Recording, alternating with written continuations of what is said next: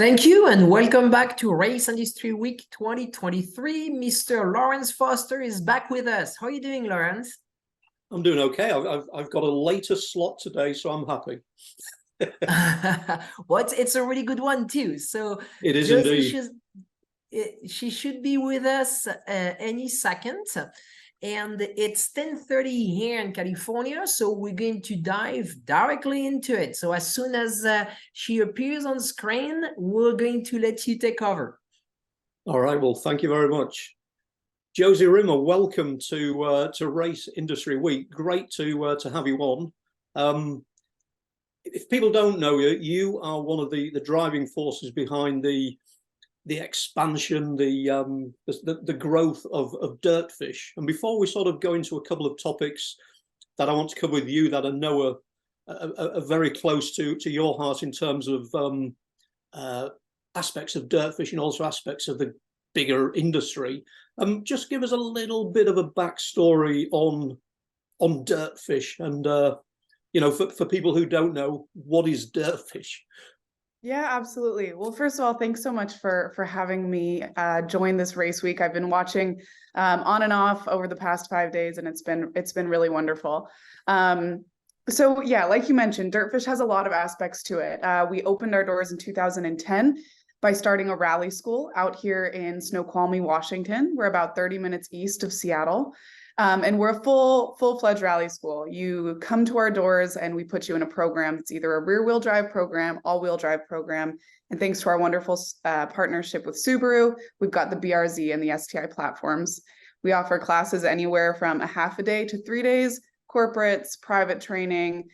We've trained anyone from maybe someone that's never driven a manual transmission before, all the way to, the Travis Pastranas of the world have come to DirtFish to get some extra practice.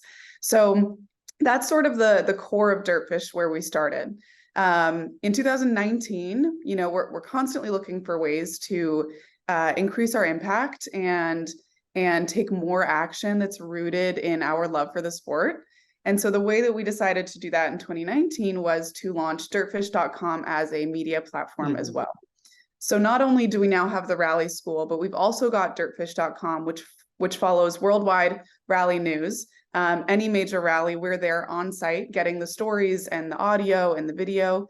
And we're covering that for all of our rally fans worldwide. So we went from, a rally school that saw a couple hundred people a year to a rally school that sees 3,000 students a year and a website that sees an average of 60,000 page views per race weekend.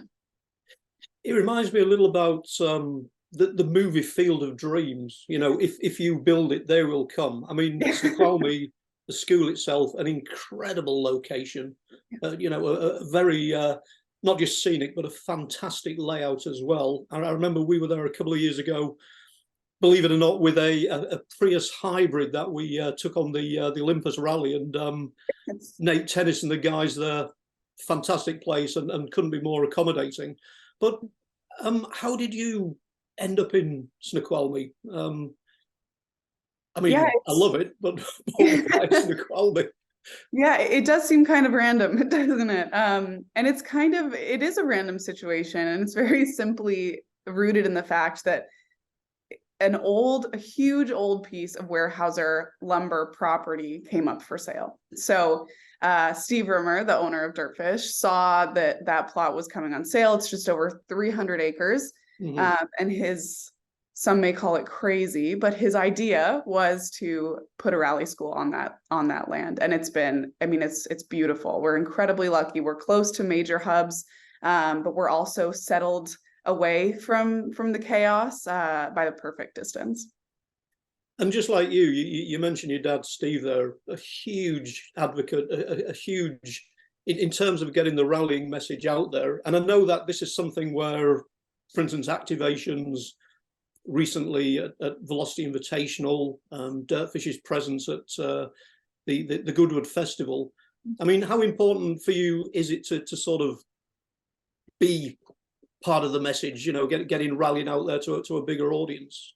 Yeah, I feel honored to be a part of it. I'm incredibly lucky in the sense that I grew up around it. Rally and Group B were always just an integral part of the world for me. And of course, that's not the case for most folks. So I feel really lucky. I get to travel. I get to make connections, like you mentioned, at legendary places like Goodwood and Velocity. And we get to show off really the cars that were at the heart and the core of Group B. Many of those cars are one of one. You won't get to see them anywhere else. And what I love about Steve's view on the cars is that they're meant to be driven. They're meant to be enjoyed. They're meant to do what they were built to do. So they're not just sitting in a showroom collecting dust. We get to take them out to play. And getting that message out there, taking us back to dirtfish.com and Dirtfish Media. I mean, it's my I shouldn't say this because I'm obviously racer.com and everything, but it's my go-to location, not just for the WRC, but obviously ERC for ARA.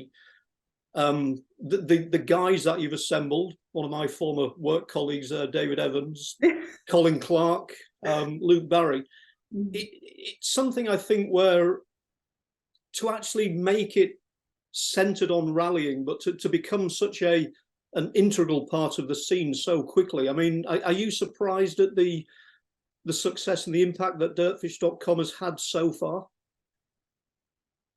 That's a tough question. I don't want to say I'm surprised because, like you mentioned, we've got the crew, David Evans, Luke Barry, Colin Clark. I mean, they're the top of the top. I can't tell you the amount of times that I'm sitting chatting with David and I have to remind myself that David Evans is sitting in front of me. But, the timing of launching the site was challenging. Like I mentioned, we launched it in 2019 and we all know what happened in 2020. So we were really concerned that we were gonna, because of bad luck and bad timing, we were maybe not gonna have the reach that we wanted.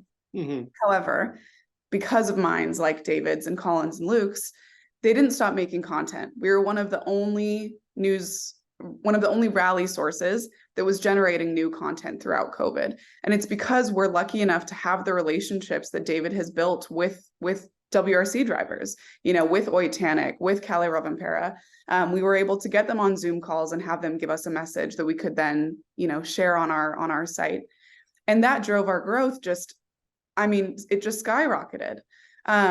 So I don't want to say that I'm surprised by the growth because I'm really proud of our team. And I know that everyone has worked, tirelessly to make this happen. I will say the part that is surprising to me in a really, really great way is that we're uncovering more and more and more rally fans. We're either uncovering the ones that already existed or we're converting maybe some track fans over to our dirt side of the world, which is great. And that would be my next point, the fact that it isn't preaching to the converted, but the fact that it is actually taking rallying. And a lot of this, I think, is because it brings you inside. It doesn't sort of like, it isn't talking to you, it's talking with you. Yeah. And I love the fact as well that it's giving an elevated platform, for instance, to championships like ARA. If WRC is the centerpiece, the fact that ARA is able to actually grow as well. I mean, how important is that for you and for Dirtfish to be seen, to be looking after the national scene as well? Absolutely. It's incredibly important. Our mission is to grow the sport. And there's no way to do that without promoting A, the grassroots, and B, the local competition series. When, ARA, now American Rally Association, had been through a few different names, a few different entities. But ARA, when they first took hold of the championship, we were we were at the gates. We were ready to be involved. We were the sole promoter for the first 3 years of the series.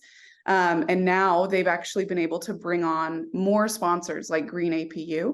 And that's huge. We all know wherever we are in the motorsport world that we don't exist without sponsors and how much validity that brings to the sport.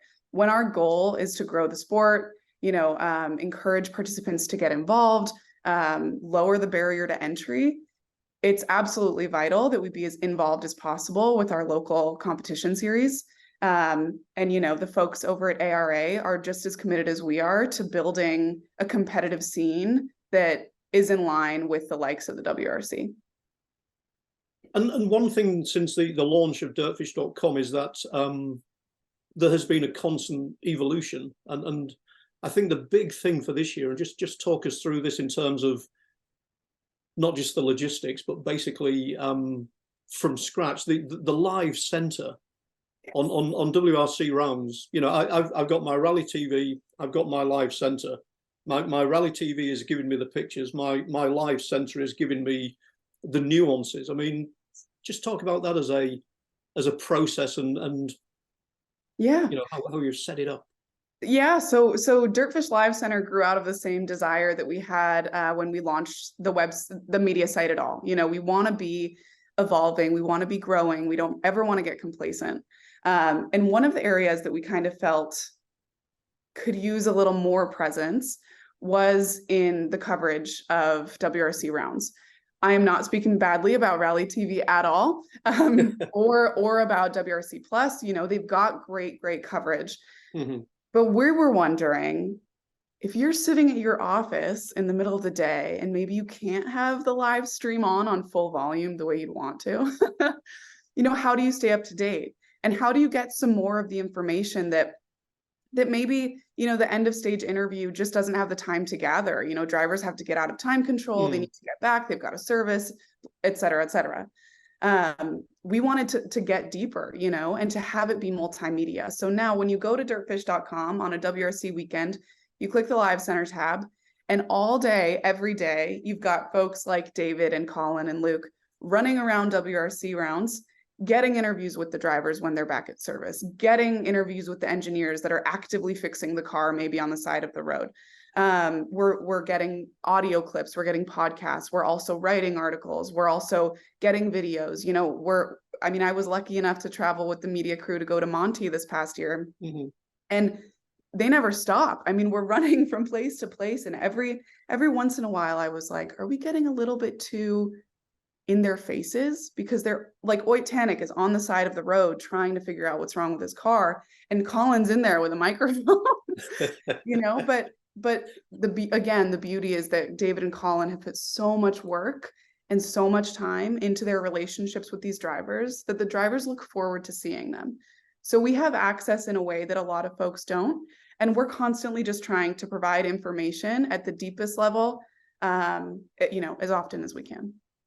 I think as well, the one of the services that dirtfish.com does that, for instance, WRC.com isn't able to do as well is a lot of this sport is speculation. A lot of this sport is actually, you know, an official site can basically say when something has happened. But, you know, the fact that we can get the leads, the fact that we can actually, you know, get the speculation from your team as well, I think is crucial to that, you know, giving it an insider feel as well. Yeah, agreed. And I think, you know, that's the line of journalism that is challenging to navigate sometimes. But again, I can't give our crew enough kudos. They work incredibly hard and they deliver information and, you know, in the most elegant and graceful way they can. And I think Thierry Neuville owes them a favor as well for giving them a lift in Japan. You know, but those are the best stories. Like my other favorite one was when Colin was trying to find Lappy, and he ended up like in the back of a truck, and then, I kid you not, on a donkey to get to the crash, right? And that's something that no other news crew is doing. You know, Colin was the only one out there. So no, Colin's ability to find wrecked cars in the middle of nowhere is it is totally a special insane. talent. Yeah. Josie, you talked about one of the aims of DirtFish is inclusion, is bringing more people in, and I want to move on to something which is hugely important to you, and that is your Women in Motorsport initiative, but also just, you know, everything that you've been doing to try and sort of get the message out, activate and involve basically not just women, but minorities as well, basically everybody across the board to try and get them into the sport of rally. And just talk to us about that, please. Yeah, you know, I mean, one of the most beautiful parts about the sport of rally, and some people like to fight me on this, but I really think I know it's correct, there is no inherent gender bias Mhm. in terms of you will not inherently be a better driver because you are a man or a woman. You will be the best driver if you're the best driver. Yeah. The car doesn't know, it doesn't care. And that's the part of the sport that I feel can easily get sort of squirreled away. It's easy to look at the world of motorsport, see a male-dominated field, and just assume that that's the norm, assume that that's the way it's going to keep going. I think in a lot of ways, it's easy to just forget.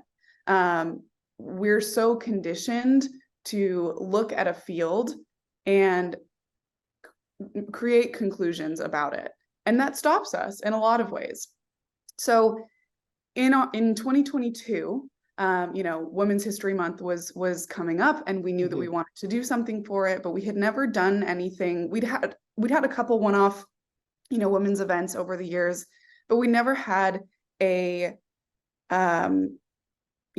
planned training program that was just for women. And we'd never sort of gone beyond that. So in 2022, when we were looking at what we should do, we did put an all-women's program on the calendar, and we didn't even have time to market it before it sold out. All we did was post that it was available, and it was gone. So immediately, we recognized, okay, there's a need for this. There's an audience for this. So we put another one on the calendar, and it sold out. And we put another one on the calendar, and it sold out. And we put another one on the calendar, and it sold out. So in March 2022, we had an all-women's program every single weekend that was full at 10 people. So by the end of March, we'd trained 40 women in an exclusive women's only program. But it also felt like we could do more. When I first started at DirtFish, I started at the front desk, and I really was interested in writing. I wanted to write some articles. I had never gotten that opportunity before, and, called David, which I was sweating bullets calling David Evans. But he said, yes, write articles. And so I started looking at what I wanted to write, and I suddenly realized that I wasn't seeing any stories about women. I couldn't find articles, podcasts, videos. The only thing on the internet was about Michèle Mouton, who I want to read about. But growing up around Raleigh, I had seen women everywhere. I knew that there were women in the sport, and why weren't they being written about? So for our Women's Month 2022, we committed to putting out a brand new piece of women in motorsport focused content every single day for the month of March. So 31 pieces. And the response was incredible. From there, we decided to launch our first Women in Motorsport Summit, where we had 9 panelists. We had a lunch with the pros, and then we had a big celebration where everything was female owned. Food trucks, we had a female fronted band. Myself and Michèle Miller were giving thrill rides. Everything at that event was female owned, female run. And we had about 100 people in attendance that year. Last year, we ran the event only for the second time, the full month, but also the summit. And last year, we were able to get Michèle Mouton in person to DirtFish, which was, out of this world. But we also had Pernilla Solberg, huge name in the rally world, Rhiannon Gelsomino, Heather Haller, who's one of the only female mechanics in the WRC. She worked for Hyundai last season. Leanne Junilla, FIA Women in Motorsport Commissioner for Canada. And Michèle Miller, one of our senior instructors, who also co-drove for Lucy Block last season. So, we had this incredible panel. Again, did the same thing, panel, and then big celebration. We were estimating about 250 people in attendance. We had 500 people in attendance. It was wild. And this year, we're doing it again. We're planning our Women in Motorsport Summit will take place on March 2nd at DirtFish. I'm currently actively reaching out to sponsors, to partners. We've got incredible panelists already. We've got Jess Hawkins of Aston Martin joining us this year. We've got Vanessa Ruck, Harley Davidson rider, who actually was hit by a car on her bicycle and has had to train back up from there. We're working to get Hannah Schmitz of Red Bull. The lineup is going to be massive, but all of that sort of glitz and glamour aside, what we're trying to do is very simply elevate the women that are doing this. when we don't get to see them in the spotlight, when we don't see them represented, when we hardly ever hear about them, we forget that they're there, and it tells young women subliminally that there's not a space for them in motorsport. So our entire goal is to say, hey, look at all these women that are doing it, and we're going to be your platform to get you into the space.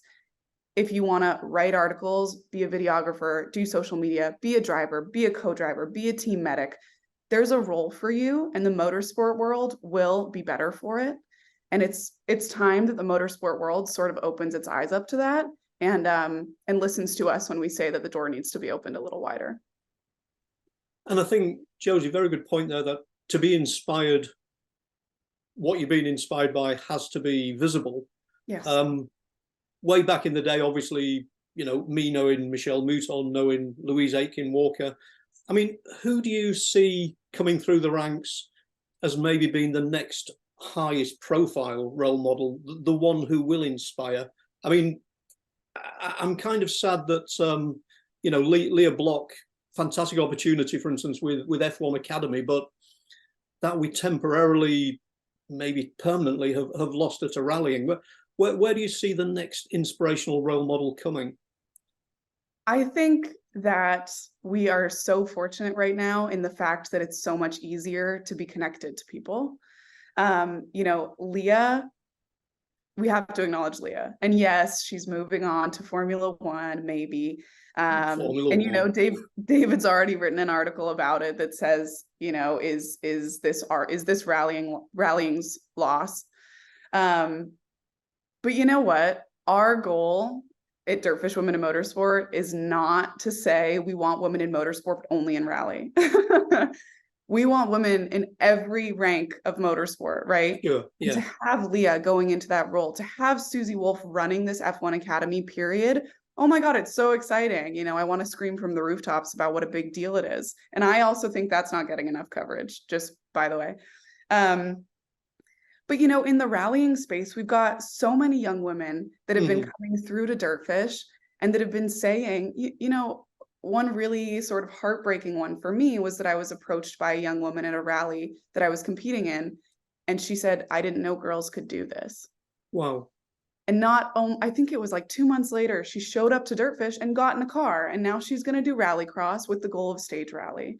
So yes, I think there are a ton of up and comers that will have their names in lights. And I'm so excited about that. But I'm also excited to be a part of rebuilding the foundation of the community that's competing in rally and in motorsport across the board. And Josie, yourself, obviously, you have got behind the wheel. I remember, I think it was Lady Avocado, the strange hybrid Sierra. Is that something that you are still pursuing, or the fact that you are doing a million other things at the moment? Or yes, it has been a little bit of a busy season, but yes, I'm loving driving. You know, my whole background is actually in horses. You know, I was an equestrian my whole life, and then when COVID hit, unfortunately, my horse passed away, and I was lucky enough to have DirtFish in my backyard. You know, I texted our instructors and I said, hey, any chance you can turn me into a rally driver over quarantine? And they said, sure. So yeah, I've been competing in rallycross with Lady Avocado, which is a Merkur XR4 Ti, basically a Sierra. And then stage rallying in a supercharged BRZ. So loving that. It's definitely it's a different type of horsepower, but it's equally as exciting. But that's an interesting one as well, as you say, with your background in equestrianism, another sport where the playing field is level. If people realize the playing field is there and you can actually get involved in. Yeah, 100%. You know, both, you know, there's no point in beating around the bush. Both equestrianism and driving are incredibly expensive. And the challenge is that when the only media that you're seeing about either sport is the very top level, again, there's a subliminal messaging that the ability to enter the sport is unattainable. But either way, there's always an entry, right? Whether it's even if a DirtFish class is a little bit too pricey, you know, we're partnered with Northwest Rally Association. We run rally crosses where you can run any car as long as you have a seatbelt and a helmet, essentially. There are ways to get into the sport, and I think it's our responsibility to show that those are options. Hey Josie, I've just spotted a couple of familiar faces, which kind of is our cue to wrap it up, I think. But that was fascinating, and some incredibly well delivered points, and really want to see how your Women in Motorsport initiative develops and over the next years. But an amazing start, and just the whole DirtFish bigger picture, just a great situation. And I will keep reading, but don't tell my boss. I will. And Josie, I saw you at Women in Motorsport. You did a great job on the panel. So did you. Thank you guys so much for having me. I really appreciate it. Registering on EPARTRADE is easy. To start, click on the Join for Free button on the homepage. First, search your company to see if it's already in our database. If you see your company on the list, click on it to select it. Then, choose Claim Company if you are one of the decision makers, an owner, marketing person, or main company contact. Or choose Join Company if you are an employee, and press Continue. If you couldn't find your company in our database, select Register a New Company. On the following page, fill out your name, email, phone number, job title, and choose a secure password. If you chose Register a New Company, you'll need to choose your business type. Select Supplier if you're looking to display products or services and connect with buyers. Choose Racing Business if you're looking to source new parts and connect with suppliers.